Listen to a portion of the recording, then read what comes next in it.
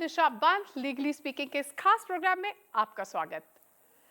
इस शो के जरिए हमने कई महत्वपूर्ण विषयों के बारे में चर्चा करी है, लेकिन आज का विषय व्यापारियों और व्यापार से जुड़े लोगों के लिए गहन रुचि का होगा। जीएसटी यानी गुड्स एंड सर्विस टैक्स की शुरुआत ने केंद्रीय उत्पाद शुल्क, केंद्रीय बिक्री कर और सेवा कर जैसे कई करों की जगह ली है। जीएसटी एक राष्ट्र एक कर प्रणाली को लेकर आया है, लेकिन विभिन्न उद्योगों पर इसका प्रभाव भिन्न रहा है। हम एक विशेष रूप से समर्पित शो में विभिन्न प्रावधानों और विभिन्न उद्योगों पर उसके प्रभावों के बारे में चर्चा करेंगे। लेकिन आज हम जीएसटी की चोरी, परिणामी निरीक्षण, गिरफ्तारी, जब्ती और तलाशी के मामले में जीएसटी के तहत प्रदान किए गए कानूनी प्रावधानों के बारे में चर्चा करेंगे। इस विषय पर चर्चा करने के लिए आज हमारे साथ मौजूद है जीएसटी से संबंधित मामलों के विशेषज्ञ प्रदीप रावत जी। प्रदीप रावत जी, आपका इस शो में बहुत बहुत स्वागत। प्रदीप जी, इससे पहले हम जीएसटी से जुड़े कानूनी प्रावधानों पर चर्चा करें, क्या आप हमारे दर्शकों को बता सकते हैं कि जीएसटी का व्यापार करने वालों पर क्या प्रभाव पड़ा है? जी निशा जी, जिस तरह से आपने अपने इंट्रोडक्शन में बताया कि जीएसटी का मूल उद्देश्य एक नेशन एक कर का जी बिल्कुल, एक राष्ट्र एक कर पे हम लोग जीएसटी के कंसेप्ट को लेके आए हैं, जिसमें बाकी सारे कई विभिन्न करों को जोड़ के एक कर बना दिया गया है, जिसे जीएसटी आज हम कहते हैं। और उसी जीएसटी के नए प्रावधानों में पहले जो जीएसटी की पहले जो आप व्यापारी रिटर्न्स भरते थे, उन रिटर्न्स को कम करके एक सिंगल रिटर्न कर दिया गया है।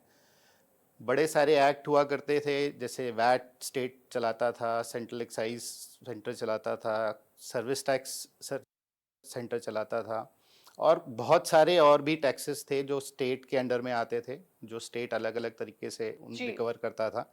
एंटरटेनमेंट टैक्स है, शायद आप क्योंकि इस इंडस्ट्री से हैं तो एंटरटेनमेंट टैक्स आपको लगता है, तो उसका भी अभी जीएसटी में उसको मर्ज कर दिया गया है। व्यापारियों के लिए मंथली बेसिस पे आप देखें कि इतनी सारी रिटर्न्स इन एक्ट में हुआ करती थी, वो रिटर्न्स अब समराइज होकर एक रिटर्न हो गई है। जी, तो प्रदीप जी, आप ये कहना चाहते हैं कि पहले हमारे पास में जो करों की प्रणाली थी वो डिफरेंट थी, इससे अलग थी। बिल्कुल, आप उन सबको हटा के एक प्रणाली कर दी गई है जो कि जीएसटी है। जी बिल्कुल। अब उसको इतना सरल कर दिया गया है कि कोई भी व्यापारी आज की डेट में जीएसटी को जानता है। बच्चा जीएसटी जानता है, हर किसी के जुबान पे जीएसटी समझ में आता है कि जीएसटी है क्या। जी प्रदीप जी, बच्चा जीएसटी जानता है, पर जीएसटी से जुड़े क्या पहलू हैं, क्या कानूनी पहलू हैं, इसके बारे में शायद लोगों को पूरी तरह से जानकारी नहीं है। जी बिल्कुल जी। तो जैसे कि मैं कह रहा था मैम कि उसमें क्या क्या उनको रियायतें मिली हैं, तो रिटर्न की तो एक सबसे बड़ी रियायत है, क्योंकि आपको अलग अलग एक्ट में डिपार्टमेंट के साथ भी इंटरेक्ट करना पड़ता था, डिपार्टमेंट भी जाना पड़ता था, वहाँ से फॉर्म्स लाने पड़ते थे अनुमान कई और चीज़ों के लिए। जहाँ आप दूसरे राज्य में अगर सेल कर रहे थे तो आपको फॉर्म प्रोड्यूस करना पड़ता था। जी, आपको आपका माल किसी दूसरे राज्य में पहुंचाना है तो उसके लिए फॉर्म भरना पड़ता था। चेक पोस्ट पे 3-3 दिन 4-4 दिन गाड़ियां रुक जाती थी। आज के आप देखिए, आप व्यापारी अपना माल कहीं भी बेच सकता है, किसी भी दिन बेच सकता है, किसी भी टाइम पे बेच सकता है। जी बिल्कुल। कुछ एक सिंपल ऑनलाइन प्रोसेस हो गया है। उस चीज़ को और इस तरह से सरल कर दिया गया है कि छोटे व्यापारियों के लिए अगर उनका कोई उस पर्टिकुलर मंथ में कोई टर्नओवर नहीं है, कोई सेल नहीं है, तो वो एसएमएस के जरिए भी आप एक रिटर्न को भरा जा सकता है। जी, तो ये सारी सहूलतें हैं जो जीएसटी में आ गई हैं, जिसमें कंप्लायंस बर्डन कम हो गया है, कंप्लायंस कॉस्ट व्यापारी के लिए कम हो गई है। जी। और उसको अपना प्राइम फोकस बिजनेस पे करने के लिए गवर्नमेंट प्रोत्साहन कर रही है, इनकरेज कर रही है, रादर देन कि कंप्लायंस में अटका रहे। तो आपको लगता है ये व्यापारियों की सहूलियत के लिए ये बनाया गया है?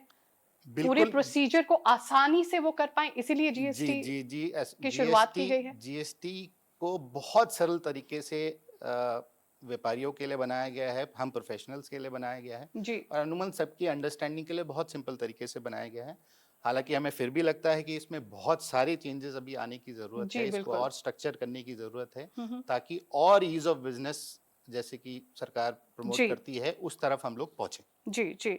प्रदीप जी, जैसे कि हमने बात करी, आपने भी इस बारे में बताया कि एक राष्ट्र एक कर प्रणाली है ये, तो क्या आपको लगता है कि इसके नियमों का पालन करने के लिए, गाइडलाइंस के लिए एक सिंगल इम्प्लीमेंटिंग एजेंसी है, या कि फिर वो पहले के सिस्टम के जैसे मतलब एक एजेंसी से ज्यादा है? निशा जी, अनुमान आप मान के चलिए कि वो उसी प्रणाली पे चल रही है, जी क्योंकि हमारा देश सर केंद्रीय सरकार और राज्य सरकारों में बटा हुआ है और हमारी पूरी प्रणाली उसी तरीके से चलती है। तो जो टैक्स जीएसटी का कलेक्शन, जीएसटी का एडमिनिस्ट्रेशन भी है, वो उसी प्रणाली पे चल रहा है जिस प्रणाली पे पूरा देश चलता है। तो तो पहले के जैसे मल्टीपल एजेंसीज नहीं है इसमें इन्वॉल्व, तो इसमें सिंगल जो है इम्प्लीमेंटिंग एजेंसी है, आप ये कहना चाह रहे हैं? बिल्कुल सही कह रहे हैं आप जी कि उसमें मल्टीपल एजेंसीज नहीं है, जी, वो हटा दी गई वो है क्योंकि हटा दी। बाकी करों से भी हमें मुक्त कर दिया गया है। बिल्कुल जी, बिल्कुल। जी, आप हम डिपार्टमेंट, अभी एक जीएसटी डिपार्टमेंट होता है। जीएसटी डिपार्टमेंट है। पहले अलग अलग डिपार्टमेंट कहा जाता था, सेंट्रल हम्म। एक्साइज डिपार्टमेंट अलग हुआ करता था, जी जी सर्विस टैक्स अलग हुआ करता था, जी वैट अलग हुआ करता था। तो अभी वो एक जीएसटी हो गया है। जी, सेवा कर के लिए जैसे डिपार्टमेंट बिल्कुल एक अलग बिल्कुल बिल्कुल। था। उस पे आप बिल्कुल सही हैं कि अब वो एक तरीके से एक जगह आ गया है। जी बिल्कुल। बट क्योंकि हमारे देश की, जैसे मैंने कहा कि प्रणाली ये है कि केंद्र सरकार और राज्य सरकार दो अलग अलग सरकारों का फॉर्मेट में हम लोग काम चल रहे हैं, तो वो एडमिनिस्ट्रेटिवली दो अलग अलग डिपार्टमेंट आज भी हैं जी इम्प्लीमेंट करने के लिए। जी जी।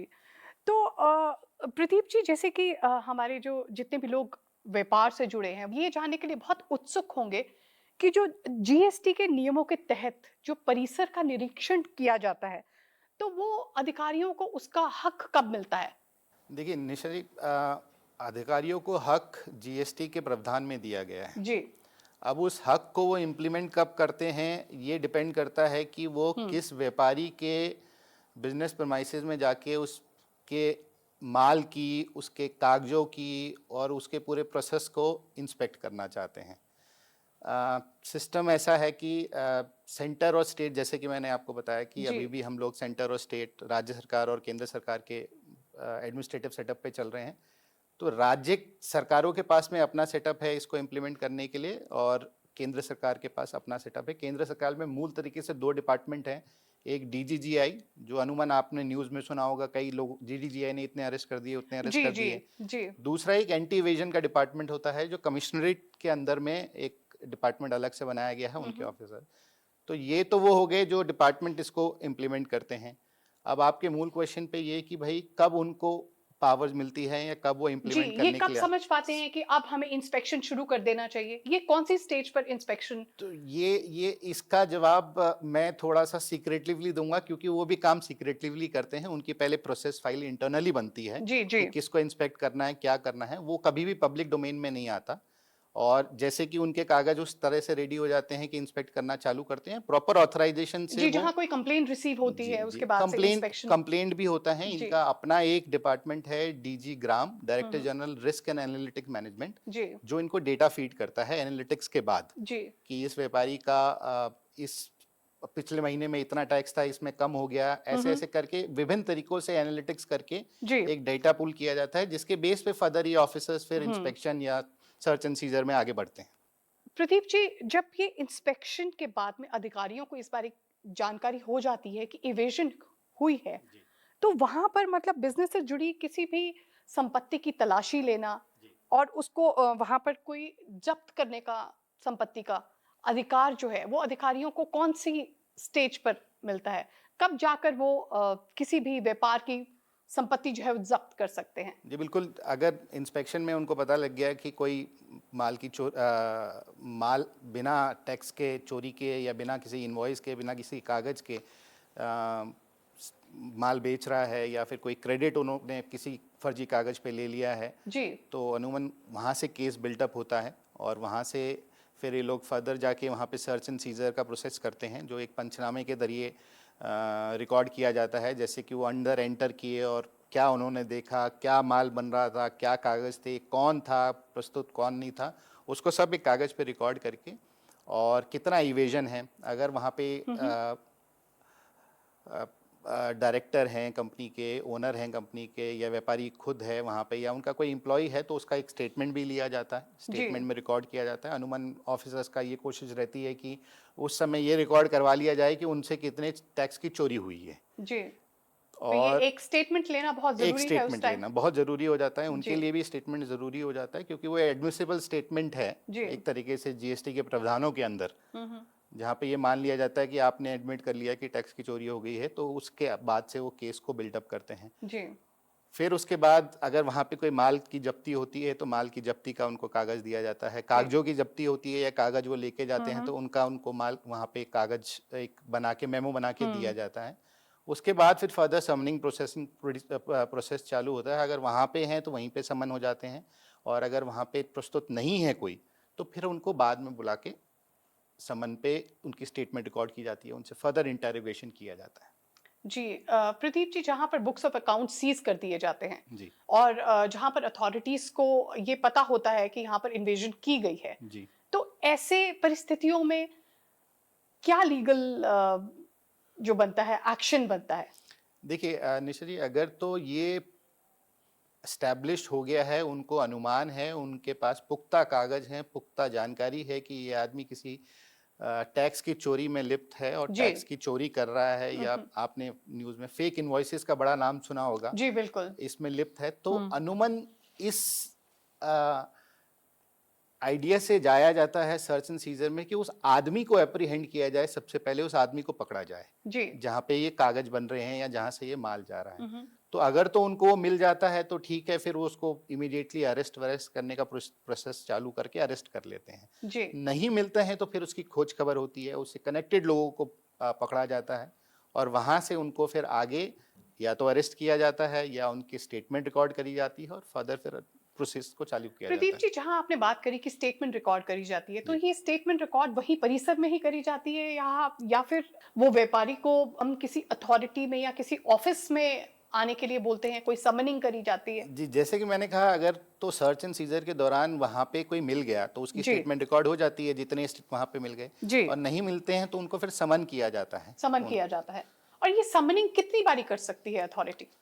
क्या एक ही बारी समन कर सकते हैं इस केस में, या फिर कुछ ऐसी परिस्थितियां भी हो सकती हैं जहां पर रीसमनिंग हो सकती है, हम बार बार समन करके हम किसी व्यापारी को या किसी व्यापार से जुड़े व्यक्ति को हम बुलाने के लिए समन कर सकते हैं? जीएसटी कानूनों के अधिनियम में 3 बार समनिंग का प्रोसेस है, आप जी 3 बार समन कर सकते हैं। जी अनुमान ये होता है कि पहला समन हो सकता है किसी एड्रेस पे ढंग से नहीं पहुंचा तो जी वापस कर दिया जाए, तो डिपार्टमेंट या ऑफिसर 3 बार समन करते हैं ताकि उनका भी कंप्लायंस पूरा हो जाए। जी और कई बार व्यापारी की तरफ से भी ऐसा होता है कि वो किसी दिन नहीं जा पा रहा है। जी पीछे आपने कोरोना देखा, उस टाइम पे भी बड़े सारे केसेस बुक जी हुए, बड़े सारे समन हुए। जी तो अब नहीं जा पा रहा है किसी परिस्थिति में तो वो लिख के भी दे सकता है कि एक नेक्स्ट समन इशू कर दिया जाए। जी। अगर कोई ऐसी परिस्थिति है बिल्कुल जिसके अंदर वो व्यापारी नहीं जा पा रहा बिल्कुल। है, अटेंड नहीं कर पा जी रहा है, तो उसे वहाँ छूट मिल सकती है उस बिल्कुल समय की। बिल्कुल। जी। और इंक्वायरी के बाद और समनिंग के बाद में प्रदीप जी, अगर ये पता लगता है कि प्राइमा फेसी केस बनता है, तो हमारे पास में अरेस्ट को लेकर क्या प्रावधान है? मैडम, अगर मैं व्यापारी की तरफ से बात करूं और आपको एप्रीहेंड हो गया है या आपको ये इंट्यूशन हो गया है कि आप अरेस्ट होने वाले हैं, जी मैं इस संदर्भ में नहीं जा रहा हूं कि आपने टैक्स की चोरी करी है नहीं करी है, मैं जी इस संदर्भ में जा रहा हूं कि आपको अनुमान लग जाता है कि डिपार्टमेंट आपसे किस तरह से व्यवहार कर रहा है, जी आपको कहाँ ले जाना चाहता है पूरे इस प्रकरण में, अगर इन्वेस्टिगेशन चल रही है तो अगर आपको अनुमान लग गया तो आपको इमीडिएटली हाई कोर्ट बेल का इंटरिम बेल के लिए अप्लाई कर देना चाहिए। जी कई केसेस में मिलती है इंटरिम बेल, कई केसेस में नहीं मिलती, डिपेंड करता है कि आपका इन्वॉल्वमेंट पूरी केस में क्या है। तो आप ये कहना चाह रहे हैं कि यहाँ पर भी हमारे पास में एंटिसिपेटरी बेल जैसे प्रावधान हैं बिल्कुल प्राप्त, और हम उनका इस्तेमाल कर सकते हैं? बिल्कुल मैम। जी। क्या आप हमारे दर्शकों को बताना चाहेंगे कि हम किस तरीके से आगे बढ़ सकते हैं, हम कैसे एंटिसिपेटरी बेल इसमें ले सकते हैं? एंटिसिपेटरी बेल जाने के लिए आपको रिट पिटीशन हाई कोर्ट में फाइल करनी पड़ेगी और वहाँ पे बताना पड़ेगा कि प्राइमरी ये कि मैं पूरी इन्वेस्टिगेशन में कोऑपरेट करूँगा, जी मैं कहीं नहीं जा रहा हूँ छोड़ के, क्योंकि डिपार्टमेंट जो अपोज करता है आपकी एंटिसिपेटरी बेल या जर्नली आपकी बेल भी अपोज करता है, वो इन ग्राउंड्स पे करता है कि आप या तो कहीं चले जाएंगे जी इन्वेस्टिगेशन छोड़ के, दूसरा आप एविडेंस को टेम्पर करेंगे, हम्म। तीसरा आप विटनेस को अरेस्ट करेंगे। तो ये 3 ग्राउंड्स हैं बेसिकली जिस पे डिपार्टमेंट अपोज करता है आपकी बेल या इंटरिम बेल जी भी। बिल्कुल। और उसको आप किस तरह से प्रेजेंट करते हैं इस पे डिपेंड करता है कि आप कितने फॉरवर्ड कमिंग है और आगे आके खुद कोर्ट को बताएंगे कि हाँ मैं पूरी इन्वेस्टिगेशन का भाग बनूंगा, मैं सब कुछ जी, आप कोऑपरेट करने को तैयार हिस्सा हूं लेंगे और मैं और कहीं जब नहीं जा हाँ रहा। हाँ, जी बिल्कुल, जब एविडेंस लिखा जाएगा, आपसे लिया जाएगा, तब आप कहीं भागेंगे नहीं। जी जब आपको बुलाया जाएगा तब आप वहां पर जी जी पहुंच बिल्कुल। जाएंगे। तो प्रदीप जी, आमतौर पर ये सुनने में आता है कि जीएसटी डिपार्टमेंट ने किसी को अरेस्ट किया, जैसे कि आपने पहले भी बोला कि अरेस्ट के बारे में सुनने के लिए आता है। तो जब अरेस्ट की बात आती है, तो कौन सा ऐसा विभाग है जो अरेस्ट कर पाता है जीएसटी के जी केसेस जी में? जी मैडम, आप उसको एक आम आदमी की भाषा में समझेंगे तो डीएसटी डिपार्टमेंट ही है वो जीएसटी डिपार्टमेंट जी। ही, पर उसमें अलग अलग टाइप के विंग्स हैं या अलग अलग टाइप के फंक्शंस हैं जो इसको इम्प्लीमेंट करते हैं। जैसे कि जी मैंने बताया, एक डायरेक्टर जनरल जीएसटी इंटेलिजेंस है, डीजीजीआई जिसे कहते हैं। जी। तो वो एक अलग डायरेक्टरेट है जिसको हेड करता है डायरेक्टर जनरल। हेड ऑफिस उनका दिल्ली में है, रीजनल एंड जोनल ऑफिस पूरे इंडिया में है, जी और उनका जुडिक्शन पैन इंडिया है।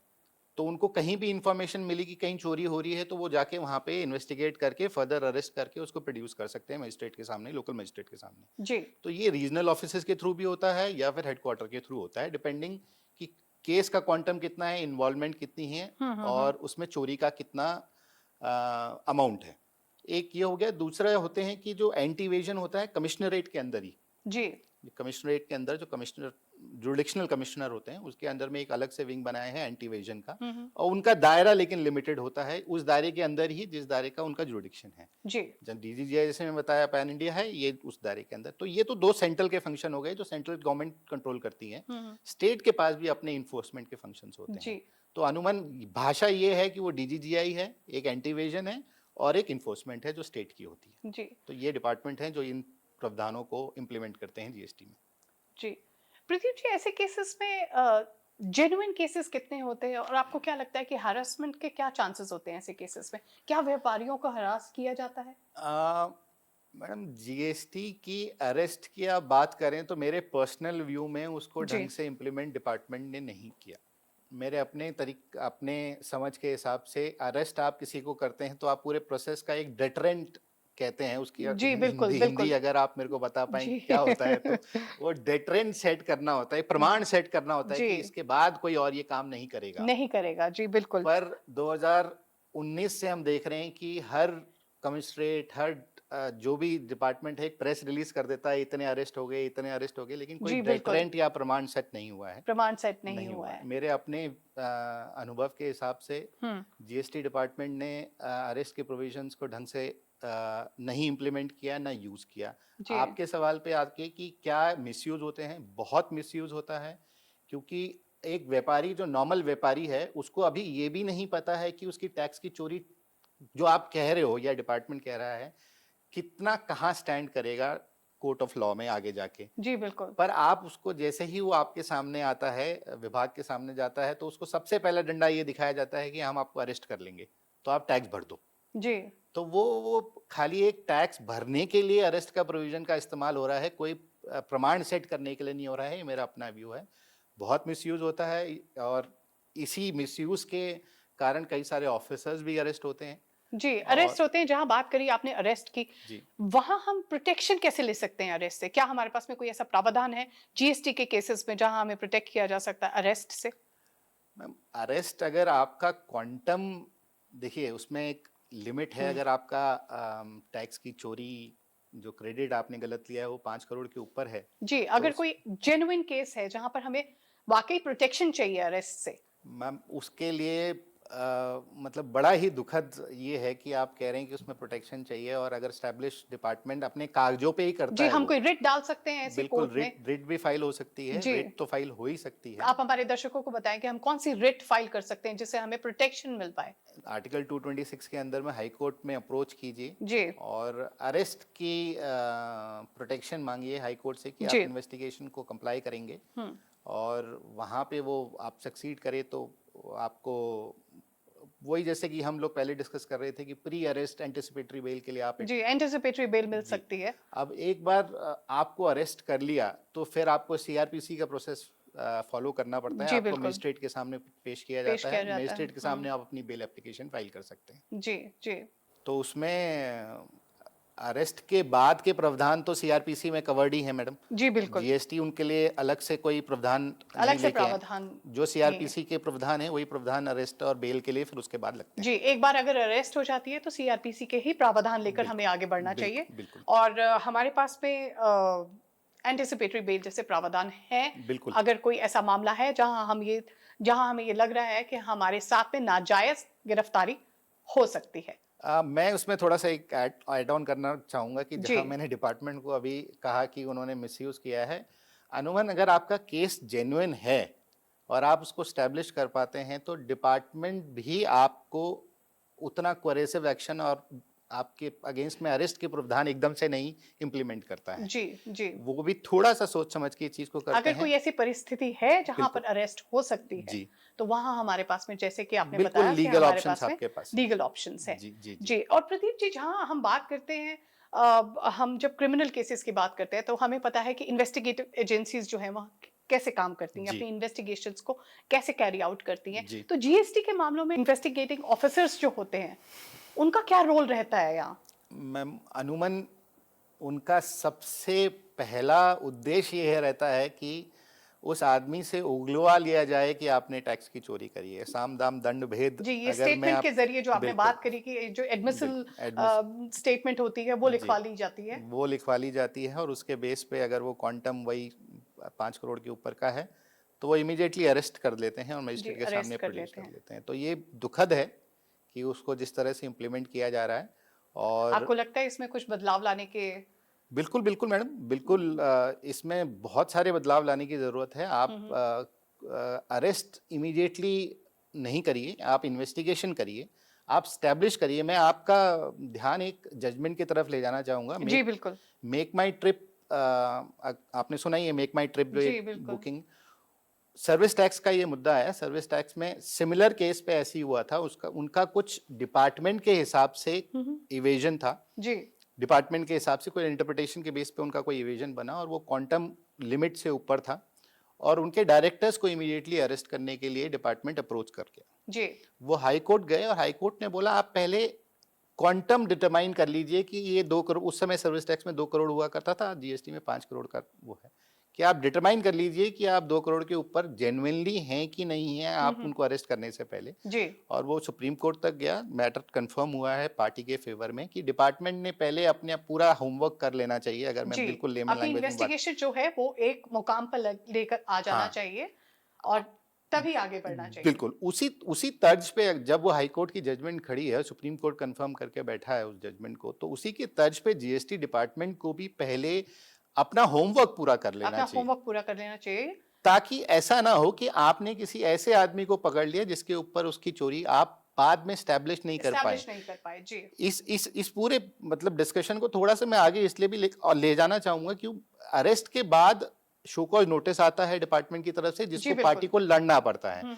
तो वो शो कॉज नोटिस आपका इतना वीक ना हो कि पहले स्टेज पे गिर जाए या एप्लीट स्टेज पे गिर जाए। ये डिपार्टमेंट को मतलब एक सतर्क रहने की जरूरत है जी। कि वो इतना होमवर्क करें, इतना इन्वेस्टिगेशन उस मैटर में कर लें, डिटरमाइन कर लें ढंग से जी। जी। कि हाँ पुख्ता हो गया है कि इस आदमी ने चोरी करी है और ये चोरी में इन्वॉल्व है, जी। तब तो अरेस्ट के किसी भी प्रावधान। क्रिमिनल केस में जैसे इन्वेस्टिगेशन जो है एक बहुत ही महत्वपूर्ण जो है जी वो रखती है, योगदान उसका बहुत ज्यादा होता है। जी वैसे ही जीएसटी के केसेस में भी इन्वेस्टिगेशन जो है वो पुख्ता होनी चाहिए, तभी जाकर अरेस्ट शो करनी चाहिए। मैं आपसे सहमत हूँ इस जी। बारे में कि इन्वेस्टिगेशन आप थोड़ा सा और पुख्ता कीजिए जी। और तब उस कंक्लूजन पे पहुंचे कि उस आदमी को अरेस्ट करना है कि नहीं करना है। अनूमन आदमी कहीं नहीं भाग के जा रहा है। व्यापारी जो होगा, जो व्यापार कर रहा है, वो भाग के कहीं नहीं जा रहा है। जी बिल्कुल। जहां आपको पता ही है कि आदमी ने चोरी करी है वहां तो अरेस्ट आप कर ही लीजिए, उसमें कोई दिक्कत नहीं है। जी। जी।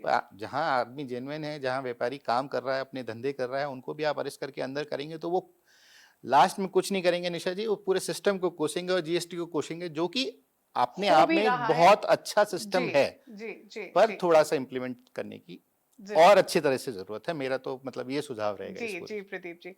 प्रदीप रावत जी, आप हमारे शो पर हमारे साथ जुड़े, आपने हमें अपना अमूल्य समय दिया, इसके लिए बहुत बहुत शुक्रिया। तो ये थी हमारी आज की खास पेशकश, जीएसटी से संबंधित कानूनी प्रावधानों के बारे में हमारे आज के मेहमान प्रदीप रावत जी के साथ। कई रिटर्न और करों को दाखिल करने के बोझ को दूर करने के लिए जीएसटी की शुरुआत की गई। यहाँ ये कहना गलत नहीं होगा कि व्यवसायों के फायदों के लिए multiplicity is replaced by simplicity, लेकिन इसके नियमों को ठीक से पालन करने के लिए और उसे ठीक से लागू करने के लिए जीएसटी विभाग को दिए गए हैं व्यापक अधिकार। करों से निपटने के लिए हमारे पास है एक खिड़की, तो ये जिम्मेदारी है हर व्यवसाय की कि वो इसके कानून और नियमों का अच्छे से पालन करे, ताकि वो इस विभाग को दी गई किसी भी कार्यवाही से अपने आप को बचा सके। जिम्मेदार बने, सजग रहें। ईमेल कीजिए आपकी राय या कोई भी प्रश्न। इस सप्ताह के लिए मैं निशा बंद लेती हूं आपसे विदा। फिर मिलेंगे अगले सप्ताह आज ही के दिन, इसी समय, इसी चैनल पर, एक नए मेहमान और एक नए कानूनी मुद्दे के साथ। तब तक के लिए दीजिए इजाजत। नमस्कार।